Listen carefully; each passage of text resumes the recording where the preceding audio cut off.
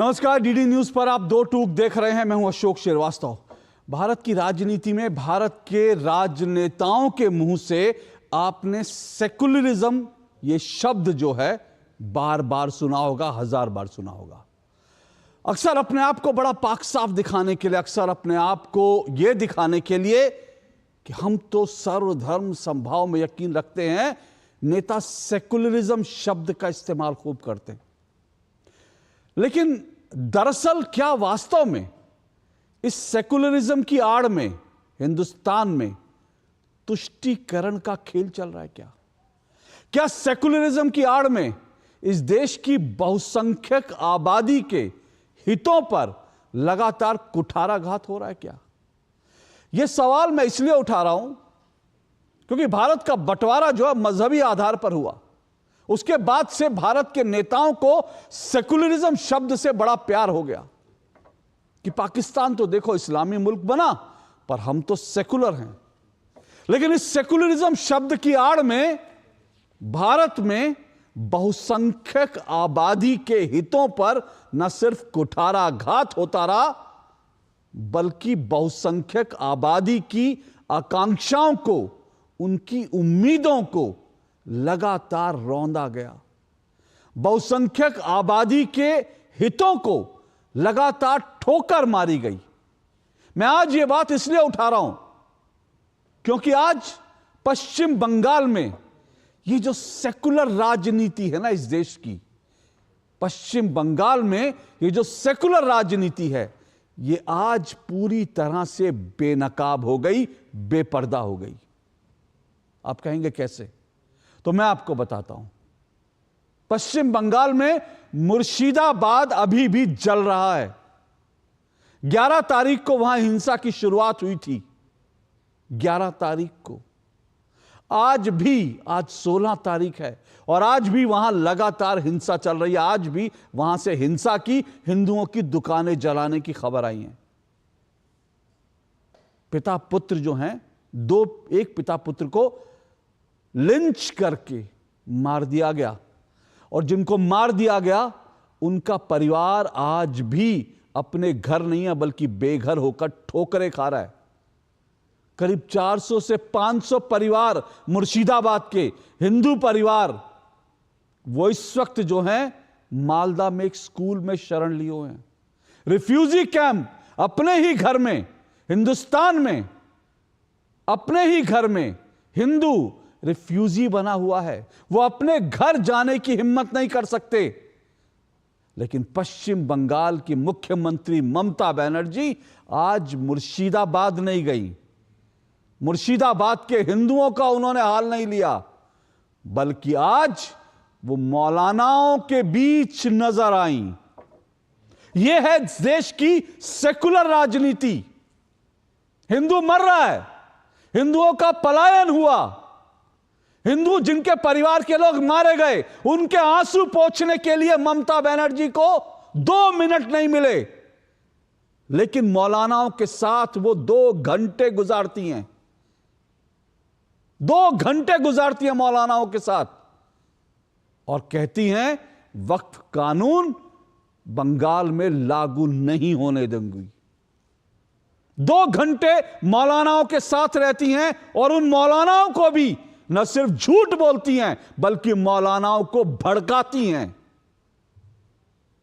जिस राज्य में दंगे हो रहे हों, हिंदुओं के घरों को जलाया जा रहा हो, उनके मंदिरों जलाया जा रहा हो, वहां आप मौलानाओं के बीच खड़े होकर उनको फिर से भड़काने का काम कर रहे हैं। जब आप ये कहते हैं कि चाहे कुछ हो जाए वक्फ कानून मैं बंगाल में लागू नहीं होने दूंगी। हालांकि सुप्रीम कोर्ट में वक्फ कानून के ऊपर ऑलरेडी आज बहस शुरू हो चुकी है। अरे आप अपने वकील आपने भेज रखे हैं, आपने अपने नेता भेज रखे हैं। सुप्रीम कोर्ट में सुनवाई चलने दीजिए, कोर्ट को फैसला लेने दीजिए। लेकिन अदालत का आदेश आया नहीं। आप मौलानाओं के बीच फिर से झूठ बोलती हैं और कहती हैं कि पश्चिम बंगाल में यह कानून नहीं लागू होने दूंगी।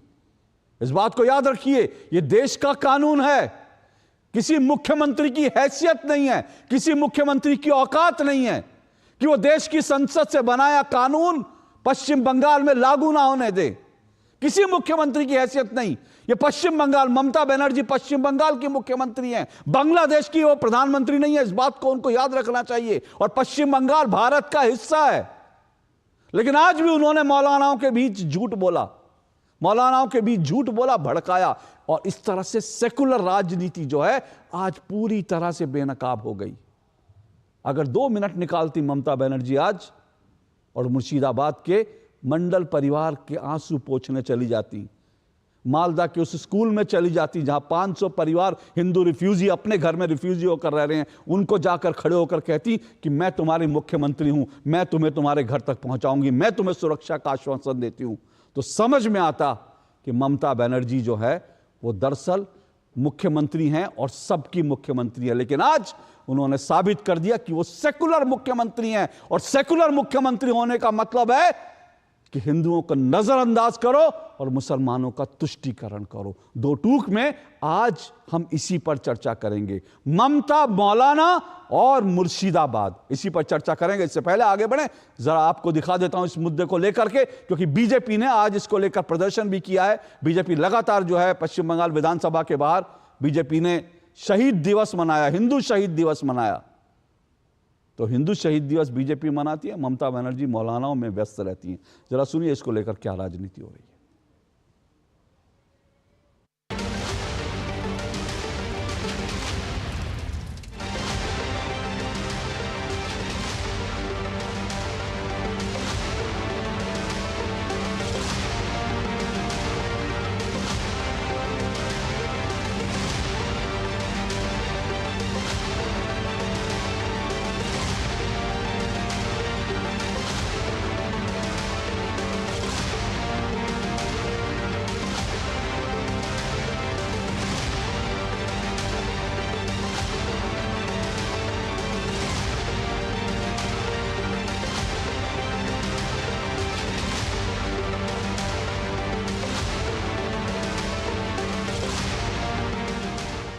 बाहर से लेके आया 2-3 मीडिया, जिसका रुपया बीजेपी पार्टी खुद देता है,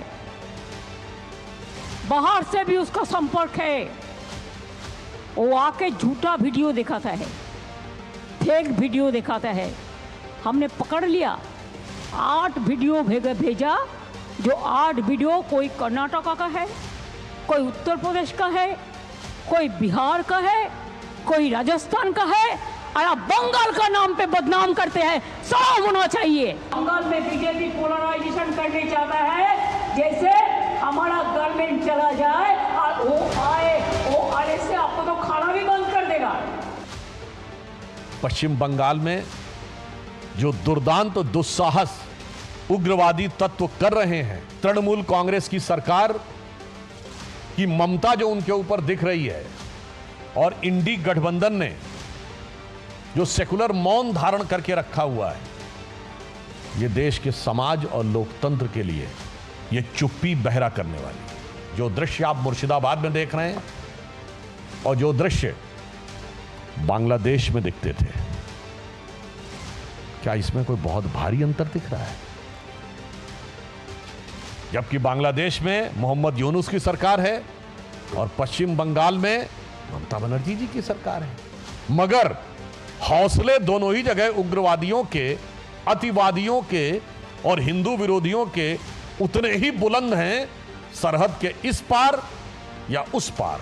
जो लोग विक्टिम हैं उनसे मिलिए, सब एक बात में सहमत होंगे, विक्टिम जो कि पुलिस के सामने उनके घर को तोड़फोड़ करने दिया गया। जब भी इस तरीके की कोई घटना घट रही हो, नुपुर शर्मा प्रकरण हो या वकफ विल हो, कुछ भी एलिबाई हो, उसको सामने रखकर हिंदुओं के घर को तोड़ा जाता है, लूटा जाता है पुलिस के सामने हर बार।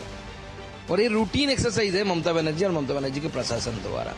आज ममता बनर्जी कर रही है, it is the height of the appeasement politics.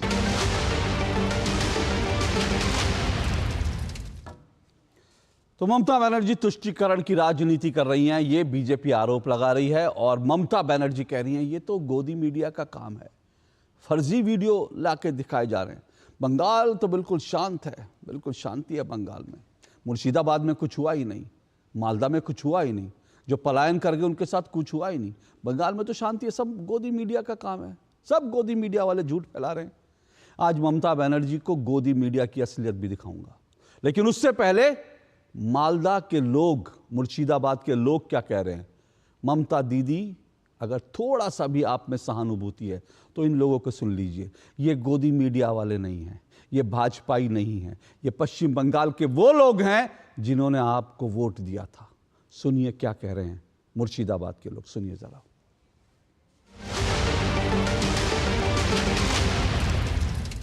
अचानक सब कोई आकर एकदम से हुड़मुड़ा के आ गया, सबको एकदम ऐसा हमला किया कि कुछ समझाने की भी नहीं मिला और कहीं पर जाने का भी मौका भी नहीं मिला था। लोग थोड़ा सा एक कमरे में सब कोई एक इकट्ठा होकर एक कमरे में बंद थे और इतना जोर जोर से मार रहा था। सब दरवाजा तोड़कर ताला भी नहीं मार पाए थे।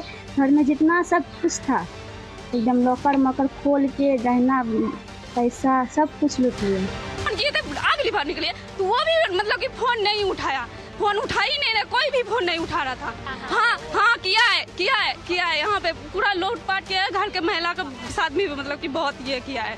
दरवाजा थी उसको तोड़ के अंदर घुस गया था और घुस के पूरा तहस-नहस कर दिया है और कुछ सामान ज़्यादा लूट के ले गया।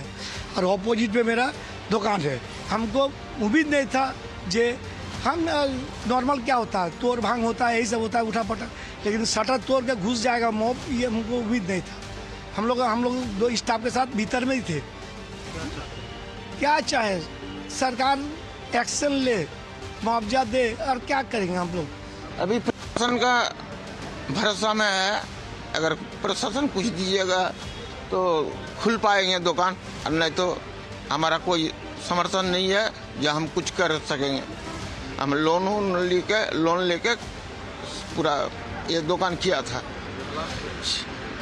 6-7 लाख रुपया का सामान था सर, पूरा एकदम डैमेज कर दिया है, सब निकल के जला दिया है।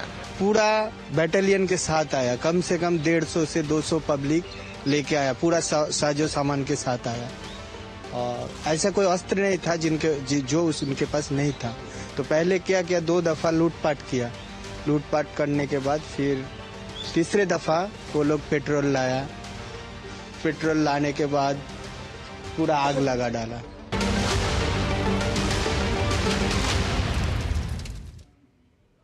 जिन हिंदुओं ने बैंक से लोन लेकर दुकानें खोली थी, आज वो रो रहे हैं। वो रो रहे हैं, कह रहे हैं कि मेरा सारी दुकान लुट गई है, बैंक का कर्ज कहाँ से चुकाऊंगा, घर में बीबी बच्चों को रोटी कहाँ से खिलाऊंगा। लेकिन ममता बनर्जी तो व्यस्त हैं, उनको तो मौलानाओं के साथ आज मिल करके उनको वक्फ पर आश्वासन देना था कि वक्फ कानून वो बंगाल में लागू नहीं होने देंगी। आज 2 टूक में सब पे चर्चा करेंगे। 4 मेहमान मेरे साथ जुड़ रहे हैं। मेरे साथ तौहीन सिन्हा जुड़ चुके हैं, बीजेपी के राष्ट्रीय प्रवक्ता हैं तौहीन सिन्हा जी। मेरे साथ तहसीन पूनावाला जी जुड़ चुके हैं। तहसीन पूनावाला जी राजनीतिक विश्लेषक हैं। मेरे साथ संजय सरकार जी जुड़े हैं। संजय सरकार जी टीएमसी के वरिष्ठ नेता हैं। मेरे साथ स्टूडियो में शादाब शम्स जी हैं। शादाब शम्स जी उत्तराखंड वक्फ बोर्ड के अध्यक्ष हैं। आप चारों मेहमानों का स्वागत। सबसे पहले संजय सरकार जी, मेरी जानकारी है पश्चिम बंगाल सरकार के पास अपना हेलीकॉप्टर है, ऐसा तो नहीं है हेलीकॉप्टर नहीं है? और अगर हेलीकॉप्टर नहीं हो तो मैं चेक कर रहा था, कोलकाता से मालदा इंडिगो की फ्लाइट जाती है सर, 1394 रुपए किराया है कोलकाता से मालदा। एक घंटा नहीं है अभी फ्लाइट शुरू नहीं हुई है। कब से शुरू है मालदा में? कब से एयरपोर्ट? नहीं, मैं देख रहा था, मुझे नहीं मालूम, आप बताइए ना। एयरपोर्ट है, एयरपोर्ट ही है नहीं। तो आसपास कौन सा एयरपोर्ट है? वहां से कोई भी एयरपोर्ट नहीं है। जो भी एयरपोर्ट, कोई एयरपोर्ट नहीं है। कोई एयरपोर्ट आसपास कौन सा एयरपोर्ट है? बागडोगरा है। बागडोगरा, कितनी दूर है बागडोगरा एयरपोर्ट? बागडोगरा वहां से लगभग 300 किलोमीटर। 300 किलोमीटर। अच्छा, तो कलकत्ता पश्चिम बंगाल सरकार के पास हेलीकॉप्टर है अपना? क्योंकि मैं देख रहा था, मुझे हाँ बताइए, हेलीकॉप्टर है? सबसे पहले तो मैं आपको इस कारण में बधाई देंगे जो आप टीवी में कुछ चैनल में अभी जिसको ब्रीफ दिखाया है, जो चीज आप दिखाया, बहुत बहुत धन्यवाद। जितना झूठ आप दिखा सकते हैं ये अपने को मालूम नहीं है। तो वहां पर जब सब हिंदी बोलने के लिए बोला है धुलियान शमशेरगढ़ में बंगला ठीक से नहीं बोलना आता है, देहाती बंगला बोलता है। अब हिंदी वाला को दिखा दिया। मतलब ये सारे लोग झूठे थे, बिहार यूपी झारखंड ये सारे लोग झूठे थे जो हमने दिखाए। बिल्कुल बिल्कुल, बंगला ठीक से। आप आइए अशोक जी, बहुत बढ़िया, आप आइए, आपको लेके जाएंगे, वंडरफुल, आपको पहले लेके जाएंगे। मतलब आप वंडरफुल, झूठ देखा, ओके, इसको गोदी मीडिया बोलेंगे, बहुत बढ़िया भाई। हम तो बिल्कुल बिल्कुल बिल्कुल, बहुत अच्छी बात है। अरे सर, मैं आपको बधाई दे रहा हूँ। सुनिए, मैं आपको नेशनल टीवी पर बधाई दे रहा हूं। और सुनिए, मैं आपको बधाई दे रहा हूं। और ये जितने लोगों की बाइट सुनाई ना हमने, ये टीएमसी कह रही है कि ये सब जो है बंगाल के है ही नहीं। तो मुझे अच्छा नंबर बात में आपको एक वीडियो दिखा रहे हैं। हाँ, ये वीडियो में दो, मतलब जब पटना से दो बंदा आए थे, ये रैली में शामिल हुआ था, टोपी पहन के, कुर्ता पायजामा पहन के और दाढ़ी उड़ी लेके। तो जब पकड़ा गया तो ये बोला पटना दीघा में रहता, मेरा नाम है आशीष कुमार और दीपक कुमार, संजय सरकार। ये दोनों को टोपी में पकड़ा गया है। आप टोपी देखे ना, मैं आपको टीवी में दिखा रहा हूँ, मैं आपको हकीकत दिखा रहा हूँ। ठीक है, संजय सरकार। हरगोविंद दास कहाँ से आए थे? बंगाल से आए थे। हरगोविंद दास और चंदन दास, ये कहाँ से आए थे? ये उत्तराखंड के थे, ये उत्तराखंड के थे, बिहार के थे। और जिन लोगों ने इनकी पीट के हत्या कर दी। एक मिनट, मेरा सवाल पूरा नहीं हुआ है। ये कालू नाडर और दिलदार नाडर, ये कौन है? ये उत्तर प्रदेश से आए थे, उत्तराखंड से आए थे, बिहार से आए थे, मध्य प्रदेश से आए थे। ये कहाँ के निवासी हैं? सुनिए, वहां जो घटना हुए हैं, हम उसको करे निंदा करते हैं, हम उसको एकदम सपोर्ट नहीं। अब कार्रवाई चालू हो गया, लेकिन अशोक जी एक मिनट रुकिए, एक मिनट सुनिए। अभी इतनी जल्दी मत भागिए। हरगोविंद दास और चंदन दास, एक मिनट।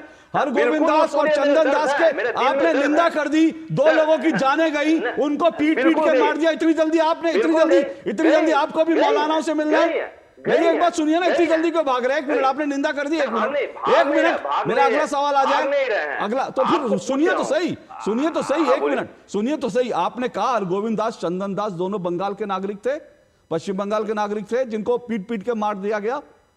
हाँ, यही बोला ना आपने सर? वो उत्तर प्रदेश के तो नहीं थे। सुनिए, हम बोल रहे हैं उत्तर प्रदेश में। सुनिए सर, एक मिनट सर, ये जिन लोगों की जाने गए उनके ऊपर आप एक मिनट सुनिए ना। जिन लोगों की जाने गए उनके लिए आप एक मिनट नहीं सुन सकते मेरी बात? जिन दो निर्दोष बाप बेटे को पीट कर मार डाला गया, आपके पास 2 मिनट भी उनके लिए नहीं है सर? सुनिए तो सही, मेरी बात सुनिए ना। सुनिए सर, सुनिए एक मिनट सुनिए। संजय सरकार जी सुनिए, संजय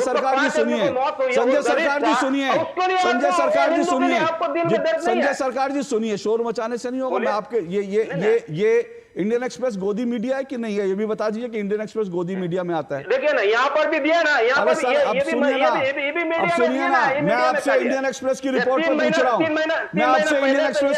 पूछ रहा हूँ। ये गोदी मीडिया है कि नहीं है, बताइए।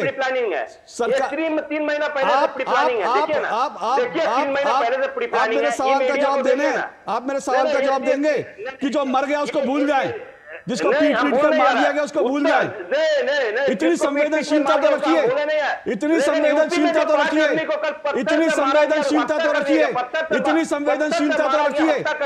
इतना दर्द नहीं है। जिनको आपके राज में लिंच करके मार दिया गया, इतना दर्द नहीं है। इतना दर्द इनकी आवाज बंद कर दीजिए। अब ये शोर मचा रहे हैं, चोर मचाए शोर। आवाज बंद कीजिए, अब आवाज बंद कीजिए इनकी। मैं कलई खोलता हूँ, आवाज बंद कीजिए इनकी आवाज बंद कीजिए, कलई खोल रहा हूं इनकी। सुनिए सरकार साहब, सुनिए। मुझे मालूम है आपकी सरकार है, मुझे मालूम है आपकी सरकार, और सरकार की गर्मी होती है, मुझे मालूम है। इसलिए आप सुनेंगे नहीं, आप बोलेंगे क्योंकि सरकार की गर्मी होती है। वो सरकार की गर्मी मुझे संजय सरकार में भी सुन रही है। अब सुनिए, अगर हिम्मत है सुनने का मादा है। यह रिपोर्ट है मेरे पास, और यह रिपोर्ट क्या कहती है? यह रिपोर्ट कहती है कि जब इसको हरगोविंद दास, चंदन दास को भीड़ ने पीट कर मार दिया। उनका अंग्रेजी तो आप समझते होंगे ना, इंडियन एक्सप्रेस गोदी अखबार आपके लिए नहीं होगा। अब सुनिए उनका बयान, उनकी पत्नी और उनका बयान। Even after they hacked my husband, जब उन्होंने मेरे पति को घर से खींच करके मार दिया, और मेरे फादर इन लॉ, उन दोनों को जब खींच के मार दिया, उनकी जो डेड बॉडी थी वो हमारे घर के बाहर 3 घंटे तक पड़ी रही। 3 घंटे तक ये पिंकी दास हैं और वो कह रही हैं कि उसके बाद जो है 3 घंटे तक पड़ी रहे, हमने पुलिस को फोन किया, पुलिस कोई नहीं आई, 3 घंटे तक वो लाश पड़ी रहे, उनके शव पड़े रहे।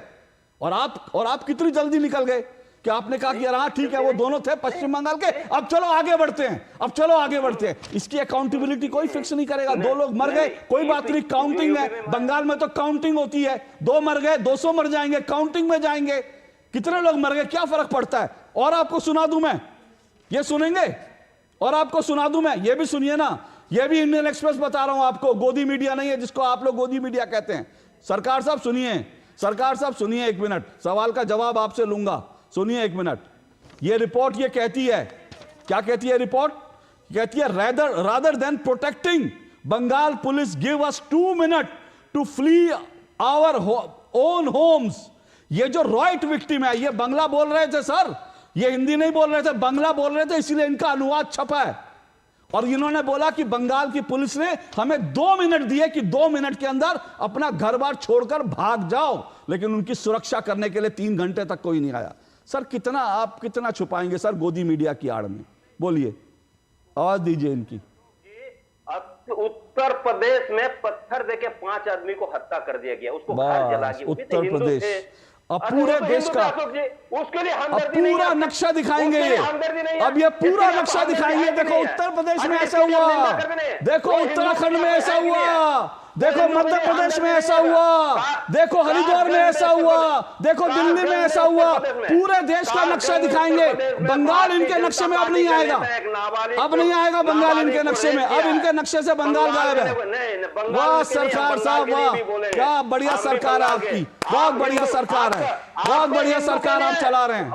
आपकी सरकार के लिए तालियां, आपकी सरकार के लिए तालियां कि उत्तर प्रदेश दिख रहा है, उत्तराखंड दिख रहा है, मुर्शिदाबाद नहीं दिख रहा, और आपको मालदा नहीं दिख रहा, आपको मौलाना दिख रहे हैं, आपको जो 500 परिवार शरण लेकर पलायन करके रह रहे हैं वो नहीं दिख रहे। कितनी गजब की बात है। देखिए यही सेकुलरिज्म, और मैंने शुरू में कहा ये सेकुलरिज्म का नकाब जो है ना, ये वैसे तो उतर चुका है, लेकिन जो बचा खुचा नकाब होगा ना, आज 2 टुकड़े निचोड़ दूंगा मैं उसको, उस नकाब को खींच लूंगा, उस नकाब को खींच करके दिखाऊंगा आपको ये कैसे डबल स्टैंडर्ड लोग हैं। 2 मिनट इनके नहीं मिले, 2 मिनट इनको नहीं मिले पीड़ितों से मिलने के लिए। सबर करके जीन कुछ उतार नहीं पाए, तहसीन पूनावाला, जीन को उतना ताकत नहीं है, सबर करके जीन को उतना ताकत नहीं है जो कुछ उखाड़ देंगे। तहसीन पूनावाला, भाई उत्तर प्रदेश के लोग गए थे, बंगाल के थोड़ी लोग थे वो जो दंगा कर रहे थे, उत्तर प्रदेश के लोग गए थे, बिहार से गए थे, बाहरी लोग थे, सीमा पार से आए थे, और गोदी मीडिया सब ये कर रहा है। ये पश्चिम बंगाल की सरकार का तर्क है कि भाई ये जो दंगे हुए थे इसमें कुछ नहीं, इसमें सब कुछ ये जो है ये बाहर से आए लोग थे। अशोक जी, आपके शो में शिरकत करने का मौका मिला, इसलिए आपका शुक्रगुजार। मैं 2 या 3 सवाल पूछना चाहता हूँ बड़ी विनम्रता से, वेस्ट बंगाल सरकार से, फिर केंद्र की सरकार से। सबसे पहले, जब माननीय ममता बनर्जी मैम ने कहा है कि ये जो वक्फ का कानून है वो वेस्ट बंगाल में इम्प्लीमेंट ही नहीं होगा, तो फिर वेस्ट बंगाल में दंगे करते, लड़ाई करते, क्या मतलब? वो वैसे इम्प्लीमेंट नहीं होगा, वो उन्होंने कहा है। हालांकि कैसे एक राज्य की सरकार एक पार्लियामेंट के कानून को इम्प्लीमेंट नहीं करती वो एक अलग विषय है, क्योंकि वो सुप्रीम कोर्ट में चैलेंज हो रहा है और वो स्ट्राइक डाउन होगा तो अलग बात है, लेकिन वो कैसे नहीं करेगी वो अलग विषय है। पर जब माननीय मुख्यमंत्री साहिबा ने कहा है कि वो नहीं इम्प्लीमेंट होगा, तो वहां पर ये लड़ाई, दंगे, कम्युनल वायलेंस करते, क्या मतलब? दूसरी चीज, इस बात में बिल्कुल सच्चाई कि जिनको मारा गया वो हिंदू थे, उनको सिलेक्ट करके हिंदुओं को मारा गया, there is no doubt about it. चाहे वो दास परिवार थे, चाहे कोई और था, ये सारी महिलाएं कह रही है कि हमें कहा गया था कि हमारा बलात्कार होगा, हमें हमारी इज्जत बचानी थी, हमें ये कोई चॉइस ही नहीं दिया गया था। अगर ये सारा झूठ है तो फिर वेस्ट बंगाल सरकार ही क्यों रिलीफ कैंप चला रही है? झूठ है तो क्यों चला रही है? अब मान लेते कि उत्तर प्रदेश और बिहार से माइग्रेशन हुआ, जो सरकार साहब कह रही है, मान लेते 1 सेकंड ये हुआ, तो फिर इसकी जिम्मेदारी किसकी है? डीजीपी वेस्ट बंगाल क्या कर रहे हैं? इंटेलिजेंस वेस्ट बंगाल क्या कर रही?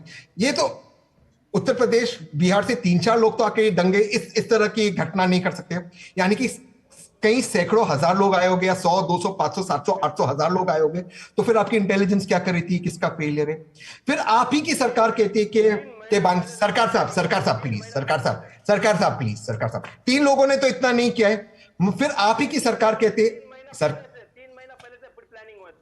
3 महीने पहले से, ठीक है सरकार साहब मेरी बात सुन लीजिए, सरकार साहब सरकार साहब बंगाल का अखबार प्लीज मेरी बात सुनिए। 3 महीने पहले से प्लानिंग होती है, मान लेते 3 महीने पहले से प्लानिंग होती है तो मानता हूं भाजपा दंगई पार्टी। आपकी इंटेलिजेंस क्या कर रही थी, आपके डीजीपी क्या कर रहे? सबसे पहले आपके डीजीपी को उठाइए और बाहर फेंकिए। अगर डीजीपी सोया था, 3 महीने से प्लानिंग हो रही दंगे होने के और डीजीपी को पता नहीं, बाकी आईपीएस अफसरों को पता नहीं, तो कर क्या रहे थे आपके अफसर? आपकी इंटेलिजेंस क्या कर रही थी? फेंकिए उनको बाहर, इमीडिएटली सस्पेंड कीजिए। क्या कर रहे थे वो लोग? फिर आप ही की सरकार के लोग मैंने आपको एक सेकंड, फिर आप ही के सरकार मैं उसी पे अशोक जी मैं आपसे सुरक्षित जाता हूं। अशोक जी, संजय सरकार जी, संजय जी प्लीज। फिर आप ही ने, और अब आपके शो में कहा और आप ही के लीडर ने कहा बीएसएफ सोई थी, बांग्लादेश से लोग आए। मान लेते बीएसएफ भी इन्वॉल्व है, तो ये लोग बांग्लादेश से मास माइग्रेशन करते वेस्ट बंगाल में आए और वहां पे आके दंगे किए, तो वापस आपकी पुलिस क्या कर रही थी? आपकी इंटेलिजेंस पुलिस क्या कर रही थी? अशोक जी मुझे फैक्ट चेक कीजिए आप गूगल के ऊपर या चैट जीपीटी पे, अगर वहां पर वो लोग आते इलीगली भारत में तो लोकल पुलिस को भी अरेस्टिंग पावर है या नहीं? अशोक जी क्या कर रही थी आपकी पुलिस? वहां पर भी सोई थी। दोबारा से कह रहा हूं, डीजीपी से लेकर सबको बाहर फेंके एसपी को।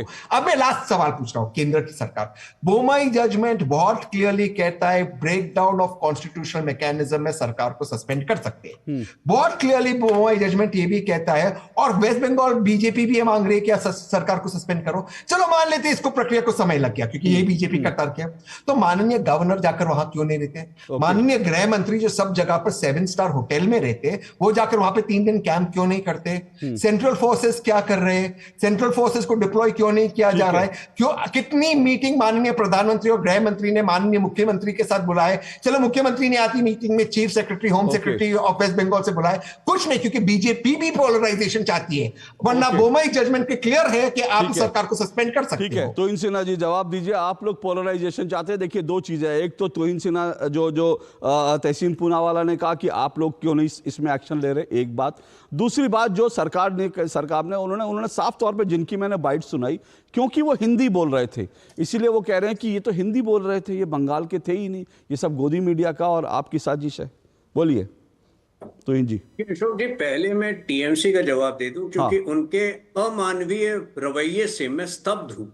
और जब योगी जी कहते हैं कि लातों के भूत बातों से नहीं मानते, तो वो कट्टरवादी जो दंगा करते हैं उनके लिए तो शायद था ही, वो टीएमसी के लोगों के लिए भी है, जो हर इस तरह के हादसे के बाद जो असंवेदनशीलता दिखाते हैं, भले वो आरजी कर का मामला हो, भले वो शेख शाहजहां का मामला हो। मेरे ख्याल से इस प्रकार का अमानवीय जो उनका बर्ताव है वो शर्मनाक है। देखिए ये जो दंगे हुए हैं, मेरे मित्र तहसीन जो है वो डीजीपी के सस्पेंशन की बात कर रहे हैं। मैं इसमें ममता बनर्जी को सीधे सीधे जिम्मेदार ठहराता हूं। 18 फरवरी को बंगाल असेंबली में उन्होंने पहली बार मुसलमान समुदाय को उकसाने का काम किया। उनका बयान है कि अगर ये कानून पारित होता है और लोग आपको प्रोटेस्ट के लिए बुलाएंगे तो क्या आप नहीं जाएंगे? इस प्रकार की बातें कौन मुख्यमंत्री कर सकता है? और पिछले कुछ दिनों में जिस तरह के बयान उनके मंत्रियों के द्वारा आए हैं, सिद्दीकुल्ला चौधरी कहते हैं कि मुझे सीएमओ से फोन आया, प्रोटेस्टर्स के सामने कहते हैं कि मुझे सीएमओ से फोन आया, मैडम बहुत खुश है और अगर हमारा बस चले तो हम कलकत्ता को रोक देंगे, इस प्रकार के बयान देते हैं। फिराद हाकिम मजाक उड़ाते हैं। और मामला यहां तक कि टीएमसी तक भी सीमित नहीं है। बगल के राज्य हफीजुल अंसारी जो मंत्री हैं जेएमएम के, तुरंत वो कूद पड़ते हैं मैदान में और इसी से मिला जुला बयान देते हैं कि शरिया हमारे लिए संविधान से ज्यादा महत्वपूर्ण है, जिसका अर्थ यह है कि ये पूरे वायलेंस को वो जस्टिफाई करने की कोशिश कर रहे थे। साथ में हमने देखा कि कर्नाटका में किस तरह से कबीर खान जो एमएलए हैं वो धमकियां बांट रहे थे। तो यहां ममता बनर्जी तो पूरी तरह से लिप्त है ही इस पूरे प्रकरण में, वायलेंस के प्रकरण में। इसमें इंडी अलायंस के भी कुछ पार्टनर्स लिप्त हैं। और ममता बनर्जी जैसी मुख्यमंत्री जब लोगों को भ्रमित करती है ये कहकर कि वो ये कानून जो है बंगाल में इंप्लीमेंट नहीं होगा, उनको समझ में नहीं है। क्या ये शरारतपूर्ण है ये बयान या उनका इग्नोरेंस है? कैसे वो कह सकती है? मैं इस पे आऊंगा, मैं इस पर आऊंगा अभी, मैं इस पर भी आऊंगा क्योंकि ये जो वक्त के नाम पर अब मैं सेंटर का भी रोल आपको बता दूं और बीजेपी का रोल भी बता दूं। शुभेंदु अधिकारी जी ने ही कलकत्ता हाई कोर्ट में गुहार लगाई थी, जिसके बाद सेंट्रल फोर्सेस को वहां पर डिप्लॉय किया गया। और आज सेंट्रल फोर्सेस को डिप्लॉय करने के बाद स्थिति काफी बेहतर है और यदि आवश्यकता पड़ी तो तब तक जब तक कि सेंट्रल फोर्सेस के का रहना वहां अनिवार्य लगे, जरूरी लगे, सेंट्रल फोर्सेस वहां पर नहीं हिलेगी। लेकिन एक एक व्यक्ति के संरक्षण, उनकी सुरक्षा हमारी जिम्मेदारी है, क्योंकि ममता बनर्जी अपनी प्रेरणा केवल और केवल या तो हुसैन सोहरावर्दी से वो उनको प्रेरणा स्रोत मानती है, या फिर जोगेंद्र नाथ मंडल को प्रेरणा स्रोत मानती है। लेकिन जो नुकसान 1946-47 में बंगाल का हुआ था, वही नुकसान ममता बनर्जी दोबारा करने जा रही है। एक ही लाइन चाहता हूं, हाँ, एक ही लाइन, बोलिए आ रहा हूं। जो आप बोलेंगे वो गलत बोलेंगे, सरकार साहब मैं एक उसको पहले ही मिनट, क्लियर कर दूं कि हमारा मुस्लिम लीग के साथ कोई तालमेल नहीं था। वो सब मुझे, वो सब बात मुझे, वो मुद्दा ही नहीं है, वो मुद्दा है नहीं, वो मुद्दा है नहीं, वो मुद्दा है नहीं। संजय सरकार आ रहा हूं। मुझे नहीं पता था कि देश कोर्ट चलाते, मुझे ये बात नहीं पता था। जिसकी 11 साल से केंद्र में सरकार हो, जो सारे भारतीयों को सुरक्षित रखने का संविधान पे शपथ लेते हो, जो ये माने जाते हो देश के दुनिया के सबसे शक्तिशाली प्रधानमंत्री और गृह मंत्री है, उनको कोर्ट की जरूरत पड़ती सेंट्रल फोर्स लाने को। एसआर बोमई जजमेंट पढ़ लेते। राजस्थान और मध्य प्रदेश की सरकारों को क्यों डिसमिस कर दिया गया था? क्योंकि लॉ एंड ऑर्डर फेलियर था। तो आप क्यों नहीं सेंट्रल फोर्सेस पर काम करते? आप कोर्ट के ऑर्डर से सेंट्रल फोर्सेस भेजोगे। ओके, कितनी मीटिंग आपने डीजीपी से ली? मेरे साथ एक मेहमान और है, 1 मिनट। हाँ, रिस्पॉन्ड कीजिए तुहिन जी। देखिए, जानबूझकर अनजान नहीं बनना चाहिए तहसीन को। उनको याद करना चाहिए कि 2023 में 2 बार ऐसा हुआ था, रामनवमी के समय और पंचायत चुनाव के समय, जब हमने सेंट्रल फोर्सेस वहां पर लगाए थे, तो ममता बनर्जी सुप्रीम कोर्ट तक गई थी, और उसके बाद सुप्रीम कोर्ट ने भी जस्टिफाई किया था। तो बहुत आसान है ममता बनर्जी के लिए तुरंत तो कोर्ट के दरवाजे खटखटाना। हमने जब आवश्यक हुआ है वहां पर सेंट्रल फोर्सेस भेजा है, और ये हमारी जिम्मेदारी है कि अब सेंट्रल फोर्सेस ही वहां पर लोगों को महफूज रखेगी। ये जो टीएमसी वाले कहते हैं कि बिहार से लोग आए हैं, उत्तर प्रदेश से लाए, ये क्या मानसिकता है? मान लीजिए एक पल के लिए कि अगर वो बिहार और उत्तर प्रदेश के भी लोग हैं, तो क्या उनको मारा जाना चाहिए? जस्टिफाई करते हैं ये लोग। वो कह रहे हैं दंगाई उत्तर प्रदेश से गया है, वहां पर जो पकड़ा गया आशीष कुमार है, और वो पटना दीघा से आया है, और पब्लिक उसको टोपी पहन के, कुर्ता पायजामा पहन के, दाढ़ी रख के पत्थर फेंक रहा है मुसलमान। अगर बाहरी लोग हैं तो बांग्लादेशी है, जिनको बसाने का काम टीएमसी ने किया है। अगर कोई बाहरी है, एक मिनट करके सुनिए, एक एक करके, एक मिनट रुकिए, एक एक करके सुनिए, एक करके। मैं एक ब्रेक ले रहा हूं, मैं ब्रेक, एक मिनट रुकिए, एक करके। सरकार, संजय सरकार जी रुकिए 1 मिनट, मैं आऊंगा आपके पास। संजय सरकार जी रुकिए 1 मिनट, और तुहिन जी आप भी रुकिए। मैं शादाब जी के पास भी मुझे जाना है, क्योंकि ये पूरी लड़ाई जो है जिस वक्त के नाम पर हुई है, उसको भी थोड़ा सा उस पर भी चर्चा हो जाए कि कैसे लागू नहीं कर सकती, और आखिर इसमें ऐसा क्या है, क्या सरकार समझा नहीं पा रही है मुसलमानों को। ये सब मैं इस पर भी बात करूंगा। फिर मैं संजय सरकार आपके पास आ रहा हूं। जो आपने सवाल उठाया उसको मैं उस पर जरूर मैं डील करूंगा कि क्या बाहर से लोग आ रहे हैं जो बंगाल में दंगा कर रहे हैं, मैं उस पर चर्चा करूंगा, लेकिन इस छोटे से ब्रेक के बाद।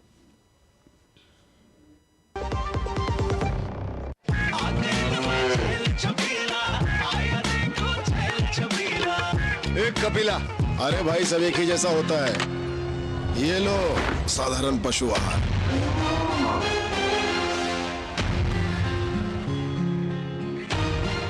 इस देश की हर माँ, बच्चे, बूढ़े, जवान, खिलाड़ी, डॉक्टर, इंजीनियर, सबको गाय भैंस की दूध की शक्ति पर भरोसा है। पर जब इन पशुओं को कपिला पशु आहार मिलेगा, तभी तो दूध सिर्फ ज्यादा ही नहीं, शक्ति से भरपूर भी होगा। और ये सच जानते हुए चंद पैसों के लिए तुम देश का भरोसा तोड़ दो। कपिला पशु आहार, देश का नंबर 1 पशु आहार। जब धरती चीर कर निकलता है लोहे का पत्थर और मिलता है मोंगिया के जोश से, फिर तपता है, पिघलता है और बनता है फौलाद। अब होता है सरिया सारी खूबियों के साथ। मोंगिया स्टील, मजबूत देश का मजबूत सरिया। जो लक्ष्य चुना था समझ आने लगा है। जीएलए यूनिवर्सिटी, उच्च लक्ष्य की निश्चित प्राप्ति। दो टूक आप देख रहे हैं। दो टूक में हम चर्चा कर रहे हैं ममता मौलाना और मुर्शिदाबाद। पश्चिम बंगाल में मुर्शिदाबाद में आज भी हिंसा हुई है। आज भी वहाँ हिंदुओं की दुकानें जलाई गई हैं, और अभी भी वहाँ पर जो करीब 400 से 500 जो परिवार हैं, उन्होंने शरण ले रखी है मालदा में। वो अपने घर वापस नहीं लौट रहे। वो कह रहे हैं कि हम सुरक्षित नहीं रहेंगे और हमारी जान को खतरा है, इसलिए अपने ही घर में जो है हिंदू जो है वो पलायन करके वो अपने घर में जो है रिफ्यूजी बने हुए हैं। और ममता बनर्जी की सरकार, ममता बनर्जी आज जो है वो मौलानाओं के बीच थी, उनको अभी मुर्शिदाबाद जाने का समय नहीं मिला, मालदा के लोगों के आंसू पोंछने का समय नहीं मिला। जो चंदन दास मंडल जिनकी हत्या हुई थी उनके परिवार से उन्होंने अब तक बात नहीं की है, लेकिन आज मौलानाओं के बीच उन्होंने 2-2.5 घंटे बिताए और साफ साफ कहा कि भाई कुछ हो जाए, वो वक्फ कानून को पश्चिम बंगाल में लागू नहीं होने देंगी। इन सारी चीज़ों पर चर्चा कर रहे हैं। मेरे साथ जो है 4 मेहमान जुड़े हुए हैं। तुहिन सिन्हा जी बीजेपी से जुड़े हैं, तहसीन पूनावाला राजनीतिक विश्लेषक है, संजय सरकार, संजय जी आ रहा हूँ 1 मिनट, टीएमसी से हैं, शादाब शम्स है मेरे साथ, उत्तराखंड वक्फ बोर्ड के चेयरमैन हैं। मैं शादाब शम्स को ले आऊँ चर्चा में, फिर मैं आ रहा हूँ संजय सरकार। शादाब शम्स जी, ये जो आखिर क्या वजह है कि भाई ये सारी चीज़ें जो है वक्फ के नाम पर हो रही है, कानून पर हो रही है, वक्फ कानून पर हो रही है, क्या सरकार जो है पश्चिम बंगाल में मुसलमानों को समझा नहीं पाई है कि भाई इसमें जो है उनकी ज़मीनें नहीं छीनी जाएंगी, उनका ईदगाह, उनकी मस्जिदें, उनका कब्रिस्तान छीने नहीं जाएंगे, ये चीज़ कम्युनिकेट नहीं कर पाई है क्या सरकार? अशोक जी, एक शेर से शुरू करूंगा। खंजर पे कोई छींट न दामन पे कोई दाग, तुम कत्ल किए हो कि करामात किए हो। ये जो कत्ल किए हैं और साफ साफ दिख रहा है कि इसके पीछे पूरी कॉन्स्पिरेसी ममता जी की है और उनके लोग, उनके गुंडे सफ़ेद गोल टोपी पहनकर ये काम कर रहे हैं। और ये आज नहीं हुआ, ये इससे पहले भी आपके सामने तमाम जो पैनलिस्ट हैं उन्होंने बताया कि रूटीन में है। मैं आपके यहाँ जो पश्चिम बंगाल के बीजेपी के नेता बोल रहे थे कि इससे पहले भी हुआ है, चुनाव के वक्त भी हुआ है, इससे पहले भी 2-3 बार हो चुका। तो ये कोई आज अलग से नहीं हो रहा है। अगर आपको लग रहा हो कि आज ही हो रहा है, बंगाल को जलाना और इनकी लाशों के ऊपर राजनीति करना ये दीदी का शौक बन गया है। और फिर उसके बाद वो विक्टिम कार्ड खेलती हैं। और जिस तरह का जो अभी पॉलिसी चल रही है, जो मैं समझ पाया, कि आप ये बताइए मुझे कि ये जो गोल टोपी का सहारा लिया जा रहा है, सरकार के शेल्टर में उन लोगों के हाथों से हत्याएं कराई जा रही है, सब वही तो हैं, टीएमसी के कार्यकर्ता हैं, टीएमसी के नेता हैं। कभी ये बिना टोपी के होते हैं, कभी टोपी पहन के आ जाते हैं, बाहर से आ रहे हैं। मैं बता रहा हूँ अभी, मैं बता रहा हूँ ये आ क्यों रहे हैं और ये हो क्यों रहा है। जवाब थोड़ा ही देंगे। हाँ बिल्कुल, मैं आपका जवाब, आपसे जवाब लूंगा, सबका जवाब लूंगा। आपको लग रहा है कि घर इसका दलाल का जवाब हम नहीं देंगे। हाँ, दलाल लोग को जवाब हम नहीं देते। जी जी, दलाल गलत है, मैं इसमें ऑब्जेक्शन लेता हूं। कोई बात नहीं, कोई बात संजय सरकार, ये क्या शब्द हुआ? दलाल लोग का पैसा लेके बैठ जाता है चैनल में। नहीं,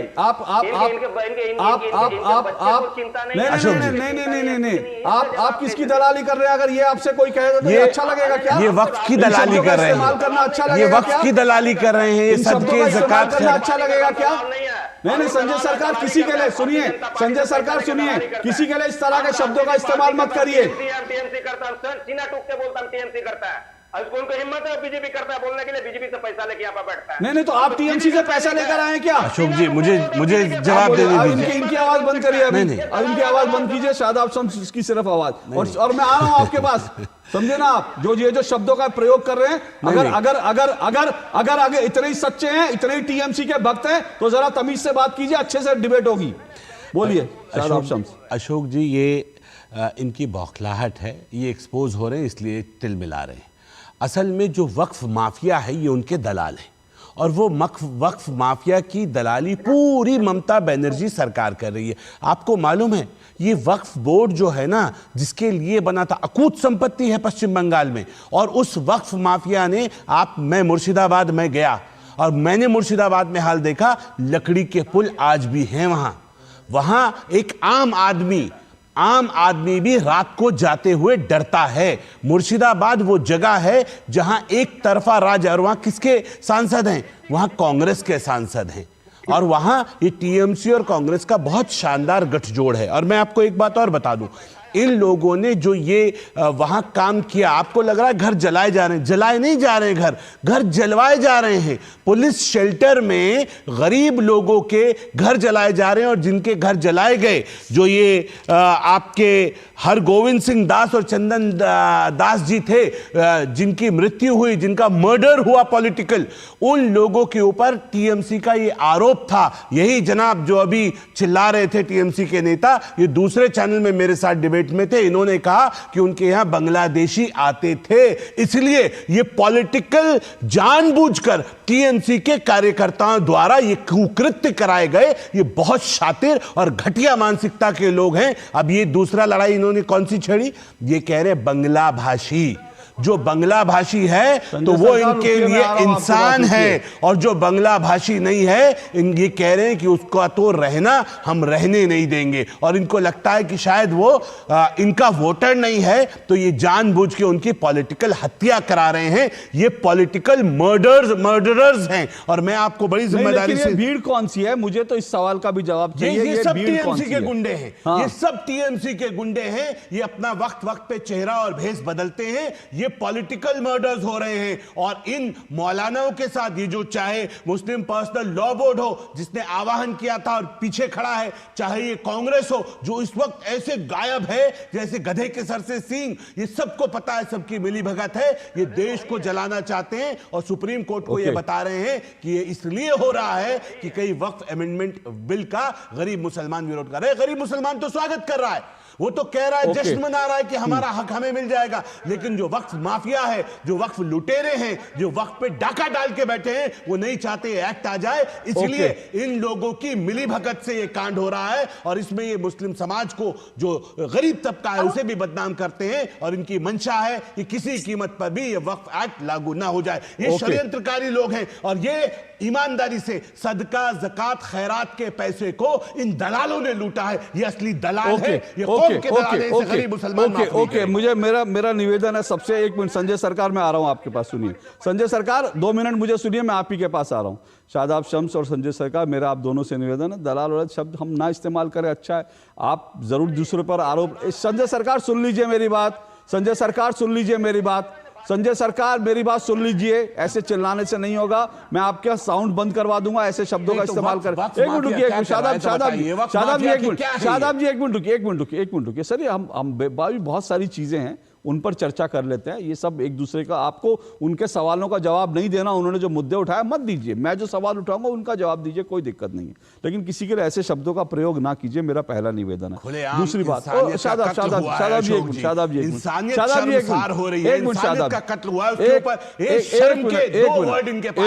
मिनट, शादाब जी, मैं संजय सरकार जी, मैं आपके पास, आपने जो कहा और आपने दिखाया कि भाई कुछ टोपी वाले ऐसे पकड़े गए जो बाहर से आए थे, देखिए हो सकता है मैं इससे, और आप कह रहे हैं आपकी जानकारी दुरुस्त होगी, मैं उसको चैलेंज नहीं कर रहा, ऐसे 1-2 लोग होंगे।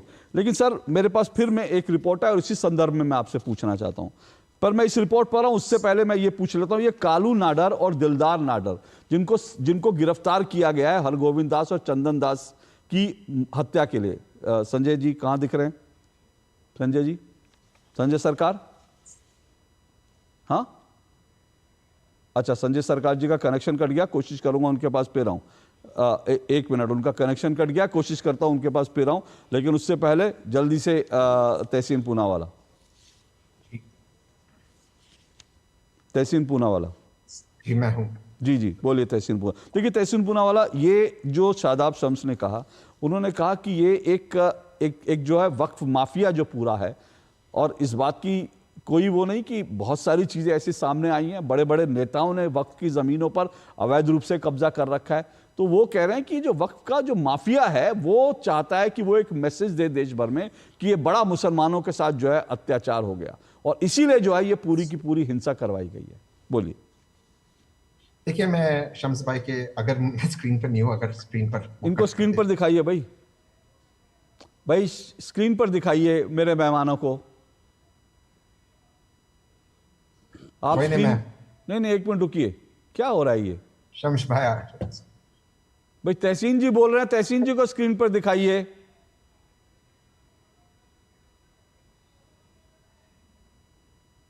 जी, 2 चीज, सबसे पहले तो शम्स भाई बिल्कुल गलत है। वहां के जो मेंबर ऑफ पार्लियामेंट है वो टीएमसी से, वो कांग्रेस के नहीं थे, सबसे पहली बात ये है। और अगर गधे के सर से सिंह जैसे गायब है, अगर कोई वेस्ट बंगाल से गायब है, वो केंद्र सरकार और केंद्र सरकार की जिम्मेदारी गायब है।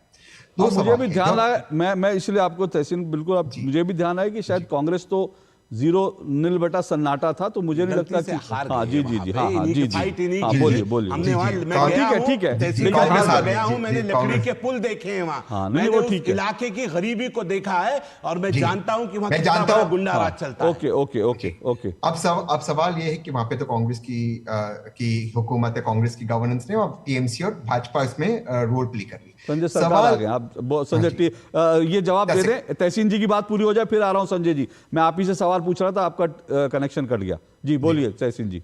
सवाल सिर्फ दो ही है कि वक्फ को लेकर अभी सुप्रीम कोर्ट के अंदर मामला चला है। अगर कोई भी व्यक्ति वहां पर प्रोटेस्ट कर रहा है और प्रोटेस्ट के माध्यम से वो देश भर में कोई एजेंडा फैलाना चाहता है, ये सारी जानकारी शम्स भाई के साथ है जो एक भाजपा के मेंबरान है और वक्फ बोर्ड के मेंबर है उत्तराखंड के अंदर। तो ये जानकारी जरूर इंटेलिजेंस एजेंसी के पास होगी, केंद्र के सरकार के पास होगी, जरूरी एजेंसी माननीय गवर्नर के पास होगी। ये पत्र क्यों ये नहीं लिख रहे? मैं ये चाहता हूँ कि भाजपा एक्शन क्यों नहीं लिख रही? कोर्ट जाकर कोर्ट के माध्यम से सेंट्रल फोर्सेस लगाना कुछ नहीं। मैं कह रहा हूँ ये सारी चीज छोड़ दीजिए। माननीय गवर्नर, जैसे शम्स भाई आ गए वहां पर, शम्स भाई गए, माननीय गवर्नर वहां क्यों नहीं जाते? माननीय गृह मंत्री वहां क्यों नहीं जाते? हिंदुओं की जान बचाना नहीं चाहती भाजपा सबसे ज्यादा चाहती पोलराइजेशन हो, वरना कोई भी व्यक्ति अगर केंद्र की सरकार में, अरे सर मेरा तो गढ़ पूरा देश है मेरे भाई, मैं तो उत्तराखंड में जीत जाओ, मेरा तो गढ़ पूरा देश है, मैं तो उत्तराखंड से जीत जाओ मेरे भाई शम्स भाई, मैं तो उत्तराखंड से जीत जाओ। ओके एक एक करके आप मेरी बात अब आप सोचिए शम्स भाई, अब शम्स भाई सोचिए आप दोनों में से मौलाना कौन, दीदी या राहुल, यही तो तय होना है, मालूम है हमें। अरे आप छोड़िए, अरे मौलाना कौन बनना, आप उसके पीछे मौलाना कौन है, आप उसके पीछे पड़े हुए हो। देश के संविधान और देश के हिंदुओं की रक्षा कौन करेगा? जो केंद्र में बैठे वो क्या कर रहे हैं? वो क्या करेंगे? फ्यूचर टेंस, हमेशा फ्यूचर। ये तो दुर्भाग्य है, केंद्र सरकार का यही दुर्भाग्य है। तो इनसे ना रिस्पॉन्ड करे कि भाई हिंदू बार बार जो है जो तहसीन जी कह रहे हैं, तो इन रिस्पॉन्ड कीजिए, फिर संजय सरकार मैं सीधा आपके पास। देखिए ये गजब है कि मतलब केंद्र सरकार क्या कर रही है वो भी मैं आपको बताता हूं, लेकिन कांग्रेस पार्टी जो राष्ट्रीय स्तर पर एक शब्द नहीं बोल पाती है बंगाल के वायलेंस के खिलाफ, वो यहां आकर उनके प्रतिनिधि जो हैं, आप मतलब सरकार क्या कर रही है, केंद्र सरकार क्या कर रही है, केंद्र सरकार की वजह से ही आज बंगाल सही सलामत है। ये इतनी बड़ी साजिश थी ममता बनर्जी की, जो मैं इसीलिए मैंने शब्द यूज किया था, जो दो शब्द जिनसे वो प्रेरणा पाती है ममता बनर्जी, पूरे बंगाल को ममता बनर्जी तोड़ना चाहती है। मैं आपसे पूछ रहा हूं, सिलीगुड़ी में उन्होंने एक इजाजत दी थी पिछले 2 दिन पहले एक रैली की। ना तो सिलीगुड़ी में इतनी बड़ी आबादी है मुसलमानों की, और वो जगह जहां पर वो परमिशन दी गई थी वो चिकन नेक के बिल्कुल करीब था। अगर वो सिचुएशन आउट ऑफ कंट्रोल जाता तो बहुत जो है गंभीर परिणाम निकल सकते थे। तो ममता बनर्जी हर प्रयास कर रही है बंगाल को तोड़ने की, उसके बावजूद अगर आप देख रहे हैं कि बंगाल सही सलामत है, तो वो केंद्र सरकार चौकन्नी है। आपको याद होगा 2 साल पहले हमने बीएसएफ के पेट्रोलिंग का दायरा बढ़ा दिया था, 50 किलोमीटर कर दिया था। उस समय भी ममता बनर्जी क्यों प्रोटेस्ट कर रही थी? इसीलिए क्योंकि ममता बनर्जी को इसी बात का डर था कि बीएसएफ जो है वो खबर देंगे कि किस प्रकार अपने गुंडों के जरिए वो जीना हराम कर रही है लोगों का। ओके मैं एक मिनट रुकिए ना, मैं तहसीन एक मिनट संजय सरकार को मैं ले लूं, फिर मैं बाकी बात। देखिए ये केंद्र सरकार की भूमिका, राज्य सरकार की भूमिका, ये डिबेट भी एक ये भी एक इसमें डिबेट आगे बढ़े, मुझे तकलीफ नहीं है। लेकिन देखिए अल्टीमेटली कानून व्यवस्था राज्य सरकार का विषय होता है, तो कुछ सवाल जो है राज्य सरकार से पूछे जाएंगे। संजय जी आपने फिर से मेरे जो आपसे सवाल पूछ रहा था, आपने कुछ तस्वीरें दिखाई, और हो सकता है, मैं कह रहा हूं बिल्कुल आप सही कह रहे होंगे, कुछ लोग ऐसे होंगे जो वहां हैं, लेकिन ये कालू नाडर, दिलदार नाडर कहाँ के हैं? हमको जानकारी दीजिए। क्या ये भी उत्तर प्रदेश, उत्तराखंड कहीं से आए हैं? ये जिनको आपकी सरकार ने गिरफ्तार किया है हरगोविंद दास और चंदन दास की लिंचिंग के मामले में। जी बोलिए। देखिए जो वहां पर हिंदू भाई मरे हैं, हम उसके लिए बहुत, कि हिंदू नहीं, मुझसे 5 आदमी टोटल मौत हुई है, सबके लिए हम बहुत दुखी हैं, इसमें कोई दो राय नहीं है। ठीक है, मैं एक चीज आपको दिखाने चाहता हूँ। देखिए ये राकेश घोष है, ये माफी मांग रहा है, ये दंगा भड़कावा में वहां पर पत्थरबाजी किया है, और ये जाके ये माफी भी भारतीय जनता पार्टी का मंडल अध्यक्ष है। ठीक है, एक नंबर 2 आपको मैं दिखा रहा हूं, मैं एक एक करके सब आप आपको दिखाएंगे। नंबर 2 सुकांत मजुमदार और अर्जुन सिंह। सुकांत मजुमदार तो वहां से कोई भी निकले गाड़ी करके मुसलमान, उसको गाड़ी से निकाल कर उसको ऐसे मारेंगे, उसको मौत के घाट उतार देंगे। अर्जुन सिंह बोल रहा है यूपी बिहार से आदमी आए लगी है, न्यूज चैनल में दिखा रहा है, यूपी बिहार से आदमी लेके मुर्शिदाबाद मामला खाली कर देंगे, वहां पर जगह रहने, इसको इतना मारेंगे कबर के भी जगह नहीं रहेंगे। ये अर्जुन सिंह बोल रहा है, भारतीय जनता पार्टी का नेता। अच्छा, तीसरा हम आपको जो तस्वीर दिखाएंगे, तस्वीर के हिसाब से मैं आपको सब कुछ बोलना चाहता है। ये देखिए भारतीय जनता पार्टी के नेता यहाँ पर पकड़ा जा रहा है। किसने पकड़ा जा रहा है? आशीष कुमार पकड़ा जा रहा है, ठीक है। और कौन पकड़ा जा रहा है? क्या किया इनका? चुन्नू सिंह कौन है? चुन्नू सिंह आरएसएस को वहां का लीडर है, उसको पकड़ा जाता है। क्यों? भड़कावा देने के लिए नहीं। संजय सरकार आप सुनिए, संजय सरकार ओके, संजय सरकार ठीक है, मैंने आपको, संजय सरकार आपने सारे, एक मिनट आपने सारे प्रमाण दे दिए, मैंने आपको रोका नहीं, लेकिन मेरे सवाल का जवाब अभी भी नहीं आया। मैं पूछ रहा हूं ये कालू नाडर, दिलदार नाडर, ये कौन थे जिनको आपकी पुलिस ने पकड़ा है हत्या के मामले में? ये कौन थे? ये कौन से राज्य के नागरिक है, बताइए। देखिए ये कॉमनवेल्थ राइट हुआ है, ये बाहर से आदमी लेके जिस तरह से भड़काया। अरे सर संजय जी तीसरी सुनिए, संजय जी तीसरी बार सुनिए, आपके लिए सवाल सुनिए, एक मिनट संजय सरकार जी सुनिए, आपके लिए इतना मुश्किल सरकार ये सवाल नहीं है, ये कोई बहुत एरोनेटिक सवाल नहीं है जुड़ा हुआ, कोई ऐसा बड़ा आसान सवाल। मैं तीसरी बार आपसे पूछ रहा हूं, ये कालू नाडर, दिलदार नाडर, ये हरगोविंद दास, चंदन दास की लिंचिंग के मामले में पकड़े गए हैं, ये कहां के हैं? ये पश्चिम बंगाल के हैं कि किस राज्य के हैं, बताइए सर। बिल्कुल मुर्शिदाबाद के। हम तो मुर्शिदाबाद के, मुर्शिदाबाद के। अब आप सुनिए, सर सुनिए, अरे सुनिए ना सर कंटिन्यूसली आपने बोला, मैं आपको सुनता रहा। अब सुनिए, अब आप कह रहे हैं कि जिन्होंने हरगोविंद दास की लिंचिंग करी, पिता पुत्र के घर से खींचकर लिंचिंग करी, वो पश्चिम बंगाल के हैं, ये आप स्वीकार कर रहे हैं। और मैं आपको एक चीज और दिखा देता हूं। अब सुनिए मेरी बात, सुनिए, मेरे पास ये रिपोर्ट है, और मेरे पास ये रिपोर्ट क्या कह रही है, सुनिए जरा, ये रिपोर्ट क्या कह रही है? ये रिपोर्ट ये कह रही है कि पश्चिम बंगाल की सरकार, जो पुलिस है, पुलिस के पास इस बात के पुख्ता प्रमाण थे, इस बात के दंगों को लेकर के वहां पर फर्जी अकाउंट। संजय सरकार सवाल सुनना पड़ेगा, सवाल से आप भाग नहीं सकते। आपकी सरकार जो है वहां दंगों में घिरी हुई है। सरकार सवाल मेरा सुनिए, यह रिपोर्ट कह रही है कि वहां पर जो दंगे हुए उसके पुलिस के पास पहले से जानकारी थी। 8 तारीख को वहां पर पहली पुलिस के साथ झड़प हुई थी दंगाइयों की, 8 तारीख को। और ये जो जिनके साथ झड़प हुई थी, अब आप अखबार दिखा रहे हैं, मैं आपसे सवाल पूछ रहा हूं, 3 महीना पहले से फिर प्लानिंग की। मैं आपसे कह रहा हूं 3 महीने पहले नहीं, अगर 3 महीने पहले प्लानिंग थी, ये 8 तारीख को पहली झड़प हुई है पुलिस की, 8 अप्रैल को, उसके बाद 11 अप्रैल को फिर हिंसा हो जाती है। और सुनिए इस रिपोर्ट में क्या लिखा है, पुलिस, वहां के पुलिस अधिकारी ये कह रहे हैं कि वहां पे जो लोग दंगा करने निकले, वो लोग इसलिए निकले क्योंकि उनको यह बताया गया था कि उनके जो ईदगाह है, उनकी मस्जिदें हैं, वो छिन जाएंगी, उनकी कब्रगाह छिन जाएंगी, और इसलिए वो दंगा करने निकले। ये रिपोर्ट कह रही है, ये रिपोर्ट कह रही है। इसका जवाब है आपके पास? बिल्कुल जवाब है। बोलिए। अच्छा ये बताइए, बांग्लादेश से सूती बॉर्डर जहां यूज, अब सुनिए, मैंने आपसे सवाल पूछा, आप मेरे से सवाल पूछ रहे हैं, सवाल का जवाब सर, मैं सरकार में नहीं हूं, सरकार आप है, सरकार आप है, कहानी तो सरकार आपकी है, सरकार आप है, मैं तो सवाल पूछूंगा। अच्छा आपको भारतीय जनता पार्टी जब तुहिन सिन्हा बोलते तब तो खामोश रह जाता। अरे तो मैं आपसे सवाल पूछ रहा हूं, दंगे आपके राज्य में हुए, आप मेरे को जवाब क्यों नहीं देना? दंगे आपके राज्य में, आप भी बोलने से मैं चुपचाप सुन रहा था, आप भी बोलने से मैं चुपचाप सुन रहा था। आपको मिर्ची लग जाएंगे? मिर्ची? मेरे को मिर्ची नहीं लगेगी सर, मैं मिर्ची लगाने के लिए जाना चाहता हूँ, और जब से आप मेरी डिबेट में जुड़े हैं ना, आपको कितनी मिर्ची लग रही है आपको उछलने से पता चल रहा है। आप 1 मिनट भी चुप नहीं बैठे हैं, क्योंकि मैं मिर्ची लगाने के लिए जाना चाहता हूँ। और आज संजय सरकार, टीएमसी के नेता को मैंने तो फैक्ट रखे ना, उससे इतनी मिर्ची लग गई कि वो अपनी कुर्सी में उछले जा रहे हैं, 1 मिनट नहीं बोल रहे। सर थोड़ा पानी वाली पी लीजिए, मिर्ची मुझे मालूम है, मैंने बड़ी जोर की लगाई है, मुझे मालूम है। 2 टूक में मिर्चियां लगती है, 2 टूक में झूठ बोलने वाले को मिर्चियां लगती है, 2 टूक में दंगाइयों को मिर्चियां लगती है, 2 टूक में दंगाइयों को बचाने वालों को मिर्ची लगती है, 2 टूक में झूठ बोलने वालों को मिर्ची लगती है, 2 टूक में वक्फ कानून को इन मुसलमानों की जमीनें छीनने वाले जो कहते हैं उसको मिर्ची लगती है। तो संजय जी, मैं समझ रहा हूं आपको मिर्ची लग रही है, इसलिए मेरे सवाल का जवाब देने की हिम्मत है तो आइए, वरना फिर उसके बाद ऐसे चिल्लाते रह जाएंगे। नहीं है संजय सरकार, नहीं है। मुझे मालूम है हिम्मत नहीं है आप में, हिम्मत नहीं है संजय सरकार। मैं इतने फैक्ट लेकर बैठता हूं ना कि आपकी सरकार के पास जवाब नहीं है। आप क्या करवा सकते हैं? सिर्फ गिरफ्तार करवा सकते हैं, धमकियां दिलवा सकते हैं, गोदी मीडिया बोल सकते हैं, इससे ज्यादा कुछ नहीं बोल सकते। संजय सरकार एक्सपोज करे। देखिए टीएमसी का नेता आज कैसे एक्सपोज हुआ, क्योंकि लगातार बोल रहे हैं। मेरे एक सवाल का जवाब इन्होंने नहीं दिया। एक ब्रेक के बाद आ रहा हूं और एक्सपोज करूंगा और मिर्ची लगाऊंगा। आपको हिम्मत हो तो मेरे सवाल का जवाब दीजिएगा, नहीं तो मिर्ची लेकर ऐसे उछलते रहिएगा। आपको पीछे मिर्ची लग चुका है, इसकी आपको जलन हो रहा है। बहुत बढ़िया, शानदार। हेलो राजेश जी, मैं पुलिस थाने से बोल रहा हूँ। फिर से आप डिजिटल अरेस्ट में हो, दूसरे कमरे में जाइए अकेले। आपके पार्सल में ड्रग्स मिले हैं, लंबे जाएंगे। 10 लाख दीजिए, बच जाएंगे।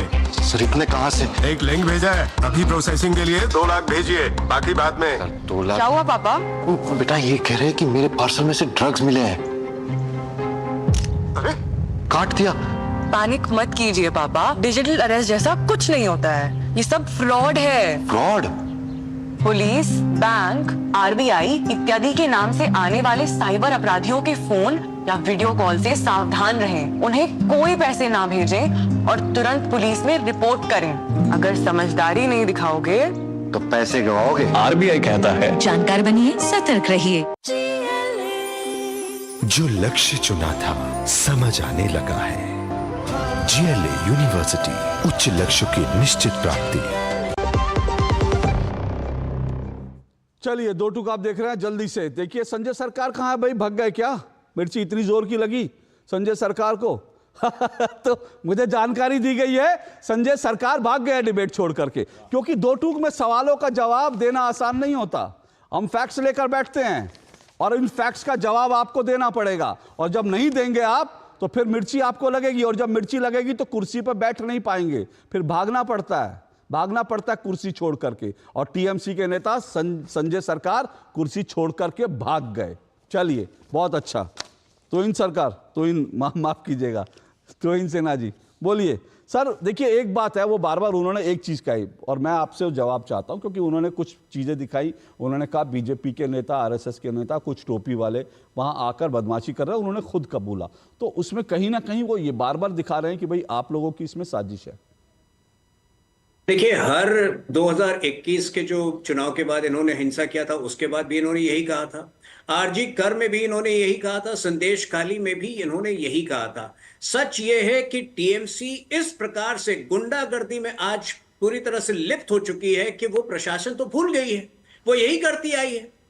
देखिए अशोक जी, मैं बड़े सभ्य भाषा का प्रयोग करता हूं और मैं देशद्रोही जैसे शब्द का प्रयोग नहीं करता हूं, लेकिन ये जो टीएमसी है उसके लिए मैं जिम्मेदारी से कहना चाहता हूं कि ये एक देशद्रोही पार्टी है। जो नुकसान, जो क्षति इसने पहुंचाया है बंगाल को अपनी हरकतों के द्वारा, और ये तो मैंने मतलब घटनाक्रम अगर मैं बताऊं पिछले 2 महीनों का, 18 फरवरी को जब ममता बनर्जी ने पहली बार बयान दिया है और वहां से लेकर आज तक, आज लगभग 2 महीने हो रहे हैं। आज आपने खुद उस वीडियो से शुरू किया जहां मौलानाओं के बीच जो है जब वो भाषण दे रही है, तो एक बार भी उन्होंने चेतावनी नहीं दी, एक बार भी आगाह नहीं किया, सावधान नहीं किया। जो हिंसा कर रहे हैं उसको एक मैसेज नहीं दिया, बल्कि बीएसएफ को ही कसूरवार माना। तो इस प्रकार से जो बीएसएफ को कमजोर करने का काम कर रहा है, जो देश की सुरक्षा कर्मियों को हमेशा जिनका मनोबल कम करने का काम कर रहा है, वो पार्टी देश हित की पार्टी नहीं है, देश हित में कभी सोच नहीं। देखिए मैं सिर्फ एक छोटी सी बात कहना चाहता हूं। देखिए ये रिपोर्ट जो मेरे पास है, और मैं इस पर टीएमसी से जवाब चाहता था।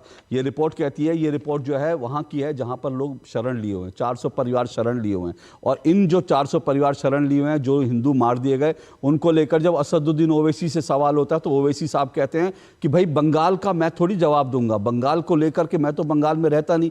लेकिन असदुद्दीन ओवैसी साहब आप फिलिस्तीन में भी नहीं रहते। संसद में फिलिस्तीन, जय फिलिस्तीन का नारा लगाने और फिलिस्तीन के ऊपर रोज ट्वीट करने वाले असदुद्दीन जो है ओवैसी, वो बांग्लादेश में, बंगाल में नहीं रहते तो फिलिस्तीन में भी नहीं रहते। अलका लांबा से जब सवाल पूछा गया तो उन्होंने कहा महंगाई की बात करिए, अभी मैं अभी बंगाल में नहीं, जब बंगाल जाऊंगी तब बोलूंगी। हिंदुओं के साथ इसी तरह से छल करते हैं। दिग्विजय सिंह कहते हैं तो बीजेपी का हाथ है, और अखिलेश यादव कहते हैं कि भाई मैं तो ममता बनर्जी के साथ हूं। तो मैं फिर से जो मैंने सवाल उठाया था, इस देश में सेकुलरिज्म के नाम पर हिंदुओं के साथ छल करना, हिंदुओं को ठोकर मारना, ये इस देश में सेकुलर राजनीति का जो चलन बन गया, बड़ा दुर्भाग्यपूर्ण है। लेकिन हम हिंदुओं की आवाज़ उठाते रहेंगे। पर आज समय इतना ही, बहुत बहुत शुक्रिया मेरे सभी मेहमानों का। 2 टूक में आज इतना ही। आपसे कल मुलाकात होगी, इजाज़त दीजिए, नमस्कार।